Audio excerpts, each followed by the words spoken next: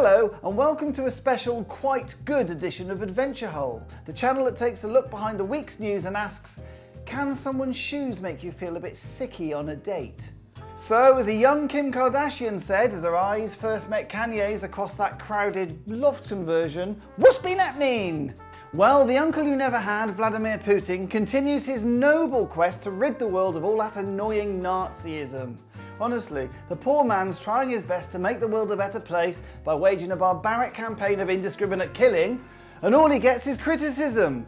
No, literally, that's all he gets. Happily, the rest of the world just isn't standing for this illegal war. As innocent people are slaughtered on an hourly basis, world leaders have all come together to write a very strong email, which could be sent off as soon as the end of next week. Some of them are planning to update their Facebook statuses, and one has even been rumoured to have bought a ribbon.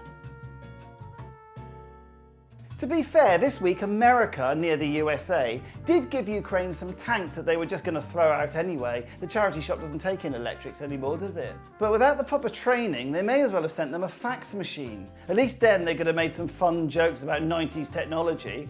Like, remember when the phone was in the hallway and you couldn't go on the internet if your dad was already on the phone to the Samaritans again?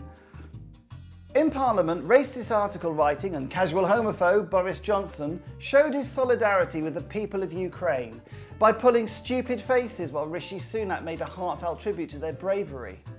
I mean, even Priti Patel thought that was a bit off, and she's got all the humanity of a long-stay car park. In fairness, the UK's Deputy Prime Minister Dominic Raab has said he might take in a refugee, as he's got a few jobs to be doing around the house. The power shower and the guests en suite starting to lose pressure. I mean, it's just a few bits. It's not a hotel, is it? Dominic Raab is the UK's Deputy Prime Minister, which means he has to do the assembly about fire safety when the real headmaster's off sick.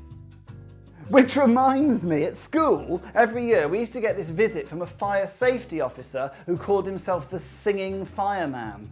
The brighter ones amongst you might be able to work out why. We'd always look forward to him coming in because he'd sing these funny songs about fire safety and hazards. And he had this catchphrase. He'd shout out, "When do accidents happen?" And then we'd have to shout, "Anytime!" Then he'd shout, "When do accidents happen?" And we'd shout out, "Anytime!" Which was ironic in the end because he got run over by a prison van.